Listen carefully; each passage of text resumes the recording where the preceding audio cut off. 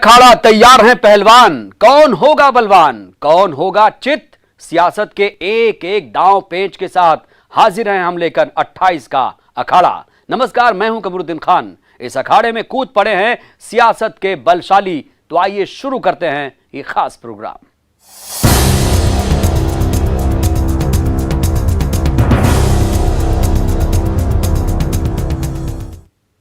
तो 28 के अखाड़े से पहले बात करेंगे रायपुर से आ रही इस वक्त की सबसे बड़ी खबर की। राजभवन ने फाइल लौटा दी है। विधानसभा सत्र बुलाने को लेकर जो सरकार ने फाइल भेजी थी, न्यूज 18 से अधिकारियों ने कहा राजभवन ने सत्र बुलाने की फाइल को लौटाकर पूछा। राजभवन ने पूछा सत्र बुलाने का क्या कारण है, किन बिंदुओं पर चर्चा के लिए बुलाना चाहते हैं सत्र।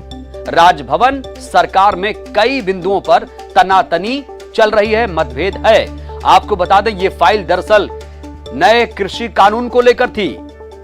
भूपेश सरकार ने पहले ही दावा किया था कि जो केंद्र सरकार के तीनों कृषि कानून हैं उसके खिलाफ जाकर वो छत्तीसगढ़ के किसानों के लिए नया कृषि कानून बनाएंगे। इसी को लेकर सरकार ने ड्राफ्ट भी तैयार कर लिया है और एक फाइल भी राजभवन भेजी गई थी और माना जा रहा था कि 1-2 दिन में अधिसूचना आ जाएगी, लेकिन अधिसूचना नहीं, फाइल लौटा दी गई है।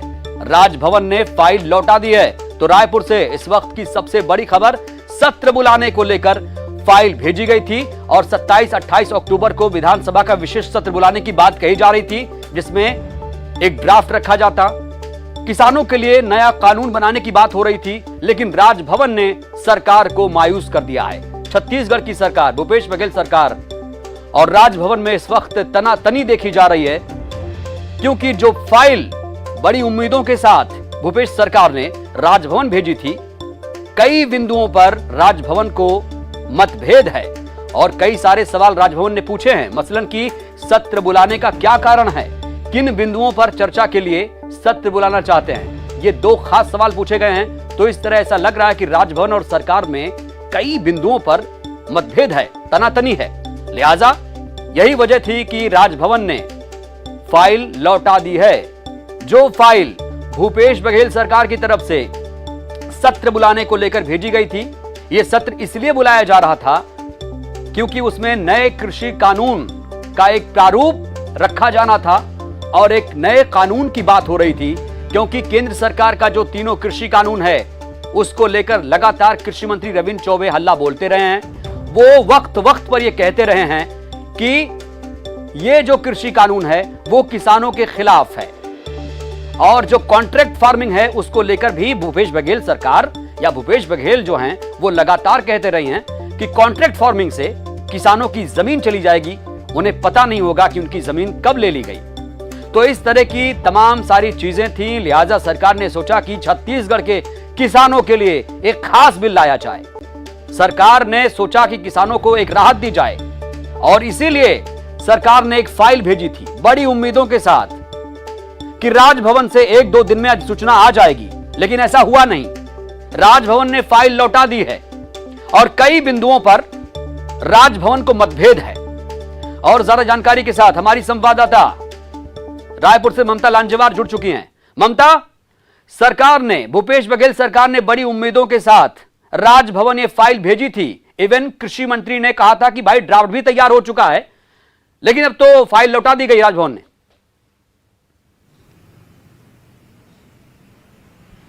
बिल्कुल, देखिए लंबे समय से राजभवन और राज्य सरकार के बीच में तनातनी दिखाई दे रही है और ये अगर हम बात करें तो ये उसी तरीके से दिखाई देता है। जो फाइल भेजी गई थी उसको लौटा दिया गया और 2 क्वेरी की गई है कि अभी हाल में जो है विशेष सत्र बुलाया गया था, फिर ये विशेष सत्र बुलाने की जरूरत क्या पड़ी इतनी जल्दी और इसका विषय क्या है। तो जाहिर तौर पर इसको लेकर जो है ये फाइल लौटाई गई है। और जिस तरह से हमने देखा था कि कुशाभाऊ ठाकरे जो पत्रकारिता विश्वविद्यालय है वहां पे कुलपति की नियुक्ति की बात हो, चाहे इसके पहले भी अगर हम बात करें तो लगातार राजभवन और राज्य सरकार के बीच में तनातनी दिखाई दे रही थी। और अब अगर हम बात करें तो नया जो कृषि जो संशोधन बिल है उसके खिलाफ जो है वो राज्य सरकार अपना एक बिल, एक कानून लाने जा रही है, उसको लेकर विशेष सत्र बुलाने की बात कही जा रही है। तो उसको लेकर जो फाइल यहाँ पर भेजी गई थी उसको लौटा दिया गया है। जी बिल्कुल ममता, हम लगातार सुन रहे हैं जिस तरीके से कृषि कानून केंद्र की तरफ से जो नया कृषि कानून है उसको लेकर लगातार प्रचार किया जा रहा है। जो नेता प्रतिपक्ष हैं धर्मलाल कौशिक साहब, वो लगातार इसकी उपलब्धियां गिना रहे हैं, लेकिन भूपेश बघेल सरकार कह रही है कि ये जो कानून है वो किसानों के खिलाफ है। कॉन्ट्रैक्ट फार्मिंग का जिक्र करते हुए भूपेश बघेल कह रहे थे कि ये तो किसानों की जमीन ऐसे ले ली जाएगी। अब जब फाइल लौटा दी गई ममता, तो आगे सरकार के पास अब क्या विकल्प है? कैसे बनेगा नया कृषि कानून किसानों के लिए?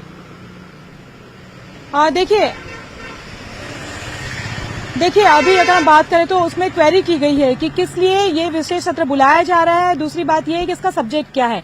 तो अब इसको लेकर ये देखना होगा कि क्या फाइल में ये दोनों ही चीजें मिसिंग है और उसके बाद जवाब क्या दिया जाता है और उसके बाद राजभवन क्या रुख होता है। लेकिन जिस तरीके से फाइल लौटाई गई है, चाहे क्वेरी के बहाने ही लौटाई गई है, ऐसे में ये तो साफ हो गया है कि बार बार जिस तरह से दिखाई दे रहा है कि राज्य सरकार जो भी चीजें राजभवन भेजती है उसको लेकर राजभवन का जो रवैया रहता है वो कभी सहज स्वीकृति वाला रवैया नहीं होता है।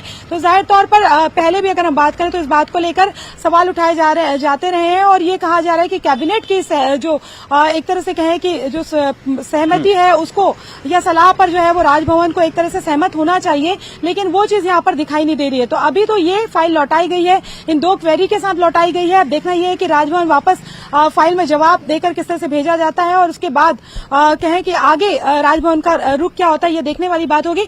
लेकिन एक बात और है कि एक बात और जो बार बार एक तरह से कहें कि ये बात कही जा रही थी, चाहे राज्य सरकार की तरफ से कही जा रही थी, तमाम जो मंत्री कह रहे थे या राजभवन की तरफ से जो चीजें आ रही थी कि नहीं ऐसी कोई तनाव नहीं है, लेकिन जो रवैया है वो तनाव का ही नजर आ रहा है। साफ तौर पर तल्खी दोनों के बीच में नजर आती है। और पिछले दिनों जिस तरह से कृषि मंत्री रविन्द्र चौबे ने भी कहा था कि दोनों को ही अपने दायरे में रहकर काम करना चाहिए, गृह मंत्री ताम्रध्वज साहू भी कह रहे थे। तो कहीं न कहीं वो इशारों में कह रहे थे। जो गृह मंत्री को लेकर बैठक बुलाई थी, कानून व्यवस्था को लेकर राजभवन में बैठक बुलाई गई थी, गृह मंत्री उसमें शामिल नहीं हुए थे। हालांकि उन्होंने कहा था कि वो क्वारंटाइन थे इसलिए नहीं गए थे, लेकिन थोड़ी देर बाद वो सीएम हाउस में जो बैठक हुई उसमें शामिल हो गए थे। तो कहीं न कहीं इस बात को लेकर भी नाराजगी थी कि समीक्षा बैठक जो है वो सीएम हाउस में होती है, सीएम बुलाते हैं, तमाम मंत्रियों के बीच में होती है। अगर राजभवन समीक्षा बैठक करने लगे तो राज्य एक तरह से कहें कि राज्य सरकार ये मान के चल रही है, कहीं न कहीं वो साफ तौर पर नहीं बोल रहे, लेकिन इंटरफेरेंस हो रहा है राजभवन का सरकारी कामकाज में। इस तरह से जो इशारे किए जा रहे हैं वो भी एक तरह से देखने में आ रहा है। जी ममता, जब ये फाइल राजभवन भेजी गई थी सरकार की तरफ से, तो क्या उसमें इस बात का जिक्र नहीं था कि ये सत्र क्यों बुला रहे हैं और किन बिंदुओं पर चर्चा के लिए बुला रहे हैं? ये दो सवाल राजभवन को क्यों पूछने पड़े?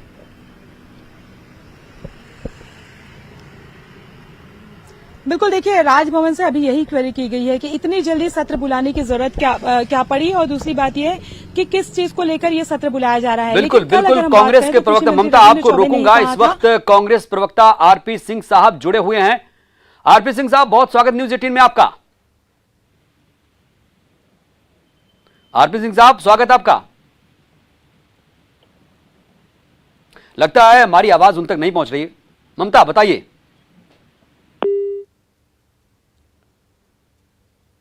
ममता, बात पूरी कीजिए।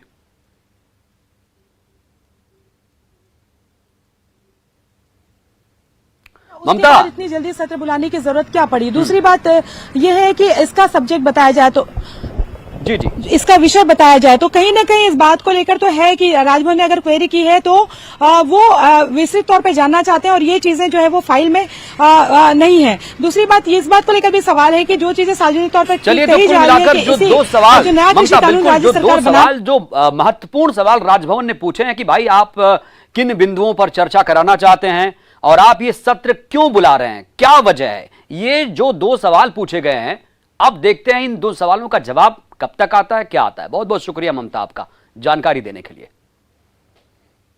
बढ़ते आगे, प्रदेश की पर्यटन और आध्यात्म मंत्री उषा ठाकुर ने विवादित बयान दिया। उन्होंने कहा कि मदरसों में कट्टर आतंकवादी पनपते हैं। उषा ठाकुर ने कहा कि राष्ट्रीय हित में बाधक इन मदरसों को बंद किए जाने चाहिए, साथ ही मध्याह्न भोजन भी बंद होने चाहिए। साथ ही उन्होंने बंगाली बस्ती को लेकर कठोर कार्रवाई की बात कही है। तो एक विवादित बयान उषा ठाकुर की तरफ से सामने आया है। मंत्री हैं, इन्होंने कहा कि मदरसे में आतंकवादी पनपते हैं। एक बड़ा बयान दिया है, मदरसों को लेकर कट्टर आतंकवादी पनपते हैं। आतंकवादी भी नहीं कहा, कट्टर आतंकवादी पनपते हैं। उषा ठाकुर ने इस तरह का बयान आखिर क्यों दिया, क्या मंशा थी उनकी, ये बड़ा सवाल है। राष्ट्र हित में बाधक इन मदरसों को बंद किए जाने चाहिए, ये भी उन्होंने कहा।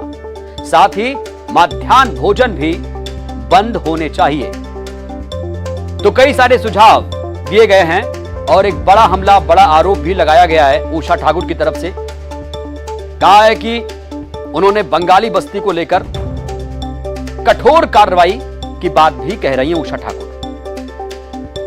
देखिए कि सारा कट्टरवाद, सारे आतंकवादी मदरसों में पले और बड़े हैं। जम्मू कश्मीर को आतंकवादियों की फैक्ट्री बना के रख दिया था। तो ऐसे मदरसे जो राष्ट्रवाद से, जो समाज की मुख्य धारा से नहीं जोड़ सकते, उनको हमें समुचित शिक्षा के साथ जोड़कर समाज को सबकी प्रगति के लिए एक साथ आगे ले जाना चाहिए। देखिए अभी असम में ये करके दिखा भी दिया, ठीक है ना, कि मदरसे बंद। राष्ट्रवाद के बाधा जो भी डालेगा, ऐसी सारी चीजें राष्ट्र हित में बंद होनी चाहिए।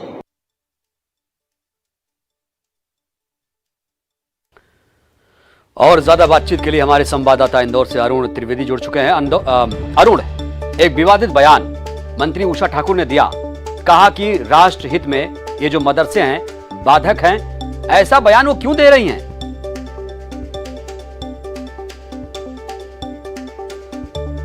बीजेपी ने हिंदुत्व राष्ट्रवाद का एक तरह से कार्ड खेला है और जो पर्यटन, संस्कृति और आध्यात्म विभाग की मंत्री है उषा ठाकुर, जो कट्टर हिंदूवादी छवि की मानी जाती है, उन्होंने इस तरह का बयान दिया है कि जो मदरसे हैं वो राष्ट्र के हित में बाधक हैं, इनको बंद किया जाना चाहिए। जिनमें जो मौलवी हैं उनको 5,000 रुपए वेतन जो इमामों को दिया जाता है, मौलवियों को दिया जाता है, सरकार दूसरे वर्गों का हक छीन कर इनको देती है, ये भी बंद होना चाहिए। क्योंकि मदरसों में ही कट्टर आतंकवादी पनपते हैं, पैदा होते हैं और बनते हैं। यही वजह है कि इन मदरसों को तत्काल बंद करना चाहिए। दूसरे राज्यों में, असम का उन्होंने उदाहरण दिया, मदरसे बंद हो गए और इस मध्य प्रदेश में भी इस तरह की कार्रवाई करने के लिए वो सरकार से कहेंगी। तो इस तरह से ये हिंदुत्व का जो कार्ड है वो यहाँ पर उन्होंने खेला है। साथ क्योंकि 28 सीटों पर उपचुनाव, ऐसे में तो बीजेपी हर मोर्चे पर अपना प्रभाव रखना चाहती है कि उनको किसी जो चुनाव है वो जीतना है। वही कारण है कि उन्होंने अब उषा ठाकुर को आगे कर दिया है। उन्होंने सीए का मुद्दा भी उठाया है और कहा कि कांग्रेस की जो सरकार थी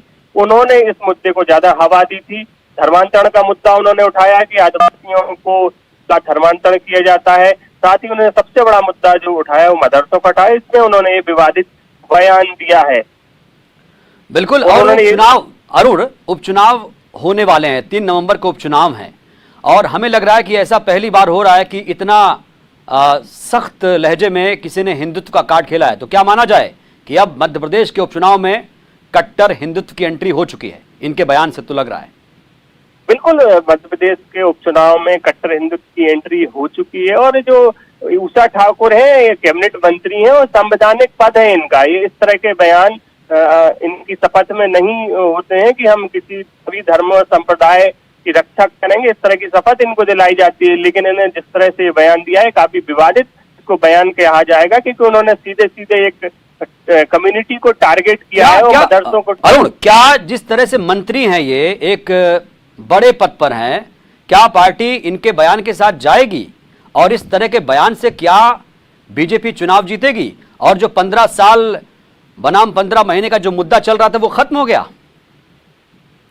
बिल्कुल, देखिए जो 15 साल और 15 महीने का मुद्दा था वो पीछे छूट गया है। लेकिन अब जो महिलाओं का मुद्दा था, जो इमरती देवी का बयान आया वो आगे आ गया। उसके बाद आज जो नया मुद्दा आ गया, ये अब एक कम्युनिटी विशेष को टारगेट करने का मुद्दा आ गया। और कट्टर हिंदूवादी नेता इनके हैं, संवैधानिक पद पे हैं। उषा ठाकुर मंत्री हैं, पर्यटन, संस्कृति और आध्यात्म जैसे विभाग इनके पास है। और ऐसे में जो इन्होंने बयान दिया है उससे कहीं ना कहीं अब राजनीति गरमाएगी, क्योंकि इन्होंने सीधे सीधे टारगेट किया है मदरसों को। और मदरसों के को लेकर इनका जो बयान है वो काफी आपत्तिजनक कहा जाएगा, क्योंकि जो लोग हैं, जो मदरसे में पढ़ने वाले लोग हैं, वो दावा करते हैं कि उनके मदरसों में संस्कृत भी पढ़ाई जाती है, हिंदी भी पढ़ाई जाती है और हिंदू संस्कृति भी पढ़ाई जाती है।